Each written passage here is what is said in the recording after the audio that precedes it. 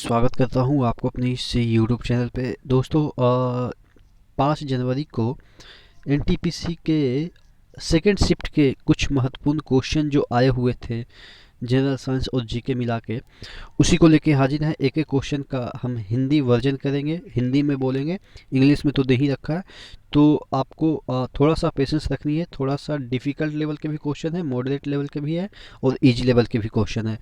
पहला क्वेश्चन की ओर बढ़ते हैं और ये चीज़ें आपको मेरे टेलीग्राम पे मिल जाएगा, जिससे कि आप कब कैसे प्राप्त कर सकते हैं।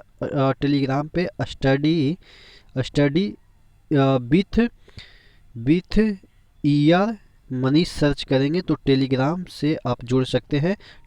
ये सर्च करेंगे तो आपको ये करंट अफेयर्स का जो चैनल है वो मिल जाएगा, वहीं पे आप इसको देख सकते हैं। तो पहला क्वेश्चन है, who has been appointed governor of Goa. Goa के जो राज्यपाल है वो किसे नियुक्त किया गया है? तो भगत सिंह कोश्यारी को नियुक्त किया गया है।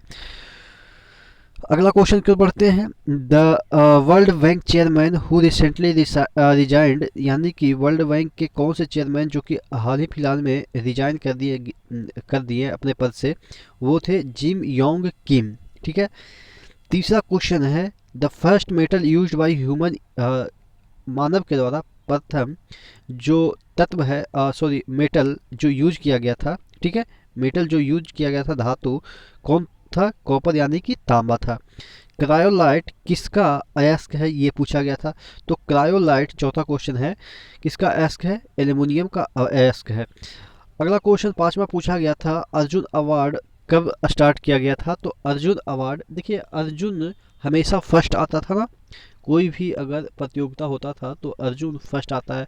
तो इस तरह से हम याद रख सकते हैं कि लास्ट में फर्स्ट होगा। ठीक है। यानी कि 1961।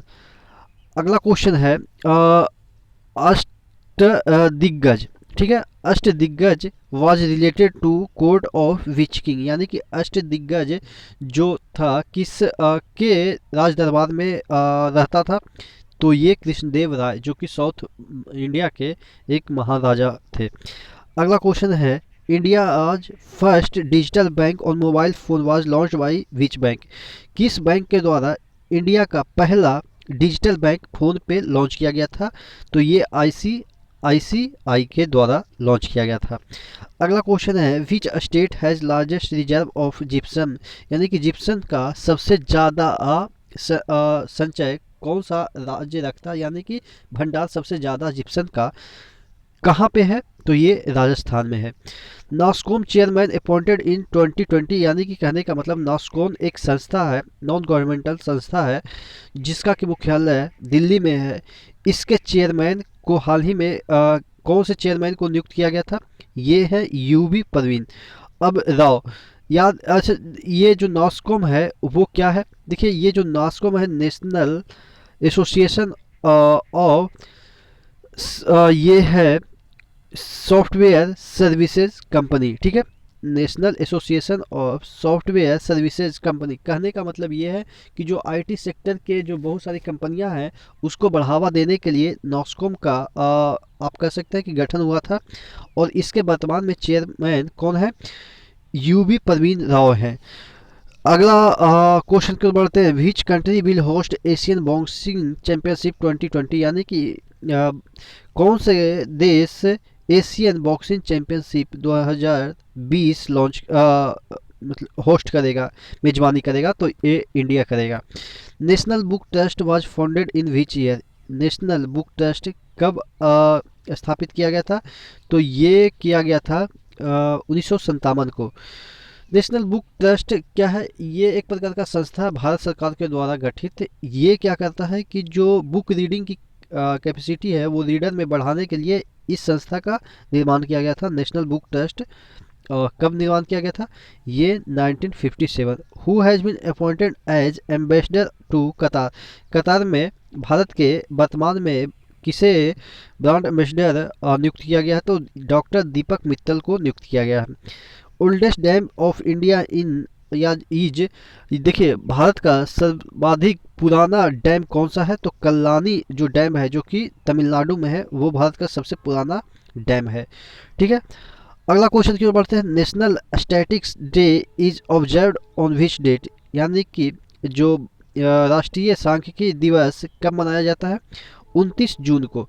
अब याद कैसे करेंगे? देखिए जो स्टैटिक है या सांख्यिकी है वो कोई नहीं समझना चाहता क्योंकि बहुत पेचीदा है, तो नहीं समझना चाहता तो लास्ट में 9 होगा, ठीक है। 29 जून को राष्ट्रीय सांख्यिकी दिवस मनाया जाता है। फुल फॉर्म ऑफ पीडीएफ, जो पीडीएफ है उसका फुल फॉर्म पूछा गया था, तो पोर्टेबल डॉक्यूमेंट फॉर्मेट इसका फुल फॉर्म है। Pongal is celebrated in which state? Pongal कौन से राज्य में मनाया जाता है या आप कह सकते हैं कि सेलिब्रेट किया जाता है? तो ये तमिलनाडु में सेलिब्रेट किया जाता है। अगला क्वेश्चन है Sangai festival is celebrated in which state? Sangai नाम से लग रहा है कि कोई चाइना का मतलब चाइनीज नेम है, लेकिन ये जो संगाई फेस्टिवल है वो किस स्टेट में सेलिब्रेट किया जाता है? ये मणिपुर में मनाया जाता है या सेलिब्रेट किया जाता है। याद कैसे करेंगे? देखिए सभी का मन होगा तभी साथ आएंगे, संगाई संग आई, तो संग आई कब? सब संग आएंगे जब सबका मन एक साथ मिलेगा, नहीं तो झगड़ा रहता है तो संग तो कोई आते नहीं, तो इस तरह से हम याद करेंगे, ठीक है। अगला क्वेश्चन 18वां क्वेश्चन है who was the vice president of constitute assembly? यानी कि संविधान सभा के वाइस प्रेसिडेंट कौन थे? तो एस.सी. मुखर्जी। और प्रेसिडेंट कौन थे? ये भी आपको पता है, राजेंद्र प्रसाद थे, ठीक है। एस.सी. मुखर्जी के बारे में आपको एक नीचे कमेंट बॉक्स में कमेंट करना है कि इस पे कौन से प्रश्न पूछे जाते हैं अक्सर आपके एग्जाम में, ठीक है। अगला क्वेश्चन की ओर बढ़ते हैं। कैपिटल ऑफ मेघालय कौन सा है? शिलोंग, यानी कि मेघालय की राजधानी शिलोंग है। अगला क्वेश्चन 20वां है Majuli island is in which state? Majuli जो आइलैंड है नदी आइलैंड है, यानी कि आपका आइलैंड को अगर हम हिंदी में बोले तो द्वीप कह सकते हैं। माजुली द्वीप किस राज्य में है? तो असम में है। Current chairman of railway board, railway board के करेंट वर्तमान में चेयरमैन कौन है? तो ये है सुनीत शर्मा, जो कि हाल ही में मतलब कि अपॉइंट किए गए हैं 1 जनवरी को, क्योंकि 31 दिसंबर तक जो यादव सरकार कार्यकाल था वो खत्म हो चुका था। अगला क्वेश्चन की ओर बढ़ते हैं। International yoga day is observed on which state date? तो ये इंटरनेशनल योगा जो डे है वो 21 जून को मनाया जाता है। गरीबी हटाओ यानी कि remove poverty was the theme and slogan of Indira Gandhi. ये कौन से इलेक्शन में इंदिरा गांधी ने ये नारा दिया था, गरीबी हटाओ? तो 1971 के इलेक्शन में गरीबी हटाओ का नारा दिया था। और कौन से पंचवर्षीय योजना पूछे? तो 5वीं पंचवर्षीय योजना। अगला क्वेश्चन की ओर बढ़ते हैं। The first train of India was run in which year? प्रथम रेलगाड़ी कब चलाई गई थी? तो 1853 में भारत में। अगला क्वेश्चन की ओर बढ़ते हैं। Childhood name of Gautam Buddha, तो बुद्धा का चाइल्डहुड नेम यानी कि बचपन का नाम क्या था? तो ये सिद्धार्थ था।